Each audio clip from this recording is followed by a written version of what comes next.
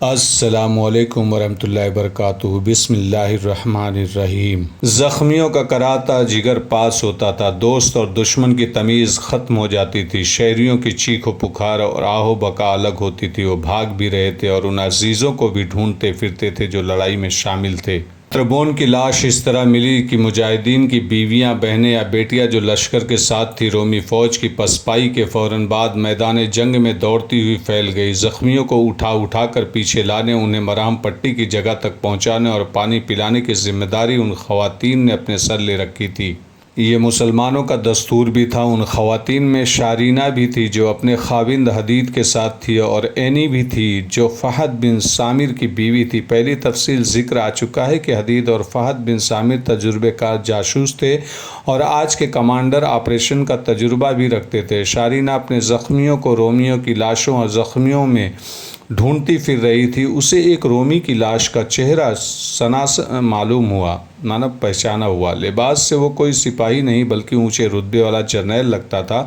لاش کا چہرہ خون اور مٹی سے لتھڑا ہوا تھا۔ شارینہ کو اس لاش کے ساتھ یہ دلچسپی تھی کہ وہ ہرقل کے شاہی خاندان سے تعلق رکھتی تھی، اس لیے رومی فوج کے جرنیلوں سے واقف تھی۔ اس نے لاش کے کپڑوں سے ہی لاش کے چہرے سے خون اور مٹی ہٹائی تو چونک کر پیچھے ہٹ گئی، جیسے اسے یقین نہ آیا ہو کہ یہ رومی بھی مارا جا سکتا ہے۔ وہ رومی جرنیل اتربون کی لاش تھی۔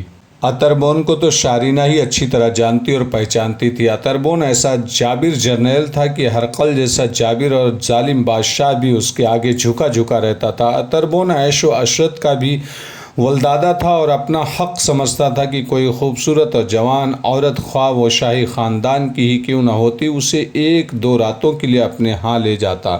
شارینہ کی ماں بڑی حسین عورت ہوا کرتی تھی۔ شارینہ اس وقت 13-14 برس کی کم سن لڑکی تھی جب اتربون اس کی ماں کو بھی اپنے گھر لے جایا کرتا تھا۔ حالانکہ شارینہ کی ماں ہرقل کی بیویوں میں سے ایک تھی، لیکن یہ عورت اتربون کی دوستی سے بہت خوش تھی۔ شارینہ کو اچھی طرح یاد تھا کہ اتربون کی نظر اس پر بھی تھی، لیکن کم سنی کی وجہ سے اتربون سے بچی رہتی تھی۔ اتربون نے کئی بار اس کے گھر آ کر اسے اپنی گود میں بٹھایا تھا، اور شارینہ اچھی طرح سمجھتی تھی کہ وہ اس کے ساتھ بچی سمجھ کر پیار نہیں کرتا بلکہ یہ بڑی بری نیت سے اس پر ڈورے ڈال رہا ہے۔ اب اسی اتربون کی لاش خاک و خون میں لتھڑی پڑی تھی اور کوئی اس کی طرف دیکھ بھی نہیں رہا تھا۔ اس کے اپنے سپاہی بھاگتے ہوئے اس کی لاش کو روند گئے تھے۔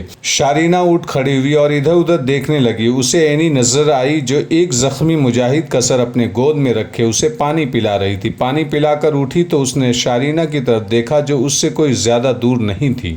اینی دوڑتی ہوئی شارینہ کے پاس گئی اور اسے بتایا کہ وہ زخمی اٹھ کر اپنے پاؤں کھڑا نہیں ہو سکتا۔ اینی نے یہ بھی بتایا کہ وہ اس زخمی مجاہد کو پانی پلا چکی ہے اور اس نے دیکھ لیا ہے کہ زخم ایسے ہیں کہ وہ زندہ رہے گا، لیکن اسے جلدی پیچھے پہنچانا پڑے گا۔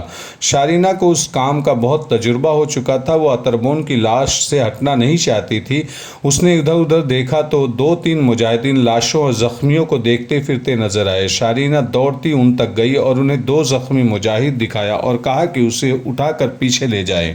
مجاہدین زخمی کی طرف گئے اور شارینہ واپس اتربون کی لاش پر چلی گئی۔ شارینہ، اینی نے اتربون کی لاش کا چہرہ دیکھتے ہوئے کہا، یہ رومی فوج کا بڑا جرنیل لگتا ہے۔ میں نے اسے دوبارہ دیکھا تھا، ہمارے گاؤں کے قریب سے گزرا تھا اور دوسری بار گاؤں میں کچھ دیر کے لیے رکا بھی اور گاؤں والوں کو ڈرا دھمکا بھی رہا تھا۔ یہ چلا گیا تو سب کہتے تھے کہ بڑا زبردست جرنیل ہے اور اس کا نام اتربون ہے۔ یہ وہی ہے؟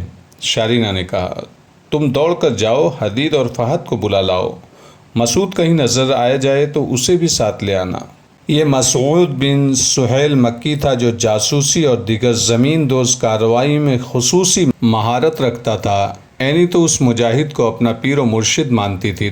وہ دوڑتی گئی اور اسے حدید مل گیا۔ اینی نے اسے بتایا کہ رومی جرنیل اتربون کی لاش ایک جگہ پڑی ہے اور شارینہ اسے فہد اور مسعود کو بلا رہی ہے۔ حدید نے اپنا کام چھوڑا اور فہد اور مسعود کو وہ دوڑ کر ڈھونڈا اور پھر تینوں شارینہ تک پہنچے۔ شارینہ نے بڑی خوشی کا اظہار کرتے ہوئے بتایا کہ یہ دیکھو روم کا وہ جرنیل جسے لوگ ہرقل سے بھی اونچا سمجھتے تھے اور جو یہ عزم لے کر آیا تھا کہ مسلمانوں کو مصر سے مار بھگائے گا۔ ان تینوں جاسوس مجاہدین کے لیے کوئی نئی خبر نہیں تھی کہ اتربون مارا گیا ہے، یہ تو وہ پہلے ہی سن چکے تھے، اور رومی فوج کی پسپائی کی وجہ بھی یہی تھی کہ ان کے جرنیل کا پرچم گر پڑا اور جرنیل بھی گر کر مر گیا تھا۔ کیا ہمیں یہ لاش دکھانے کو بلایا ہے؟ حدید نے شارینہ سے پوچھا۔ میرے دماغ میں ایک بات آتی ہے، شارینہ نے کہا۔ یہ کیسا رہے گا کہ ہم یہ لاش مقوقس کو تحفے کے طور پر بھیج دیں؟ حدید نے اپنے ساتھیوں کی طرف دیکھا اور تینوں کے ہونٹوں پر ہنسی آ گئی، تبسم آ گیا، جیسے انہوں نے یہ تجویز اچھی لگی ہو۔ سوال یہ تھا کہ لاش مقوقس کے پاس کس طرح بھیجی جائے۔ تینوں نے اس مسئلے پر تبادلہ خیالات کیا اور ایک ترکیب سامنے آ گئی۔ اس شکست میں بے شمار رومی فوجی کٹ مرے تھے، بہت سے بھاگ نکلے تھے اور 3000 رومی فوجیوں نے قلعے کے اندر ہتھیار ڈال دیے اور جنگی قیدی بن گئے تھے۔ حدید وغیرہ جب اتربون کی لاش پر کھڑے تھے اس وقت ہتھیار ڈالنے کا سلسلہ جاری تھا۔ کچھ رومی جو قلعے میں رہ گئے تھے بھاگ نکلنے کی کوشش میں ادھر ادھر چھپتے پھر رہے تھے۔ حدید، فہد اور مسعود ایسے دو رومیوں کو پکڑ لانے کے لیے ادھر ادھر بکھر گئے۔ انہیں کسی سپاہی کی نہیں بلکہ کسی عہدے دار کی تلاش تھی، یعنی جو شخص ذمہ دار ہو۔ انہیں زیادہ پریشانی اٹھانی نہیں پڑی، وہ جس طرح کے دو فوجی چاہتے تھے ویسے ہی مل گئے۔ ایک اچھے رتبے والا عہدے دار تھا جو زخمی تھا، لیکن ایسا زخمی نہیں کہ چلنے پھرنے اور گھڑ سواری سے معذور ہوتا، زخم معمولی تھے۔ دوسرا فوجی کم رتبے والا تھا، جسمانی لحاظ سے بالکل ٹھیک تھا۔ وہ مجاہدین اسے پکڑ کر قلعے کی طرف لا رہے تھے، وہ بھاگنے کی کوشش میں کہیں چھپا ہوا تھا۔ حدید اور اس کے ساتھیوں نے ان مجاہدین سے یہ رومی لے لیا اور کہا کہ وہ اسے قلعے میں لے جائیں گے، اور چونکہ وہ تینوں جاسوس ہیں اس لیے اس سے کچھ باتیں معلوم کریں گے۔ تم دونوں ہماری بات غور سے سن لو۔ مسعود بن سہیل مکی نے ان رومیوں سے کہا، یہ دیکھو تمہارے سپہ سالار اتربون کی لاش ہے، ہم تمہیں 3 گھوڑے دیں گے، وہ تمہارے لیے ایک پر یہ لاش ڈال کر لے جانے کے لیے ہم تمہیں قید سے آزاد کرتے ہیں۔ تمہیں یہ کام کرنا ہے کہ لاش مصر کے فرما روا مقوقس کو دینی ہے۔ میں تمہارے زخموں کی مرہم پٹی کروا کے بھیجوں گا۔ مقوقس کو ہمارا یہ پیغام دینا کہ جنہیں تم عرب کے بدو کہا کرتے ہو، انہوں نے لاش تحفے کے طور پر بھیجی اور کہا ہے کہ اسے دیکھو اور عبرت حاصل کرو۔ مقوقس کو یہ بھی کہنا کہ اپنے فوجی افسران کو بتائے کہ اس نے اتربون کو روکا تھا کہ مسلمانوں کے مقابلے میں نہ جائے، لیکن اتربون نے اس کی نہ سنی اور بڑی جوش و خروش سے بلبیش چلا گیا تھا۔ ہمارے مقابلے میں جو آئے گا وہ اسی انجام کو پہنچے گا۔ مقوقس کو یہ بھی کہنا کہ ہرقل کو ضرور بتائے کہ اتربون کی لاش مسلمانوں نے تحفے اور عبرت کے طور پر بھیجی ہے، یہ بھی سن لو۔ حدید نے کہا، ہم صرف اس کام کے لیے تمہیں قید سے آزاد کر رہے ہیں۔ اگر تمہیں قید میں رکھیں گے تو تم غلام بنا لیے جاؤ گے اور تمہاری باقی عمر دن رات محنت اور مشقت کرتے گزر جائے گی اور ذلت میں پڑے رہو گے۔ یہ لاش سیدھے مقوقس تک لے جاؤ اور اسے ہمارے پیغام کا ایک ایک لفظ پہنچاؤ۔